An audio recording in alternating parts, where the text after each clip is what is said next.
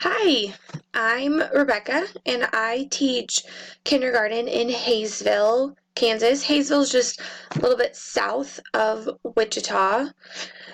Currently I'm not involved in any extracurricular activities at school or anything like that. It's something that I want to work towards and start doing more of. I just haven't got involved in that area yet.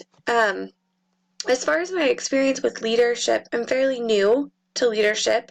I have been taking on some new leadership roles within my kindergarten team. So I've been stepping up a lot there. There's 4 kindergarten teachers in my building, and I've been being more of a leader throughout our team.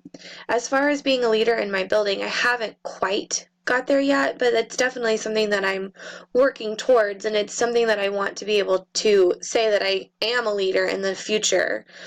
Um, I've always wanted to be a principal. Like, it has just been part of my plan and my goal in life. I wanted to be a teacher, and then I wanted to get my master's and be a principal, and then even someday I wanted to move up and maybe even be something beyond a principal. It seems like it would fit me well, and it's something that I want to do.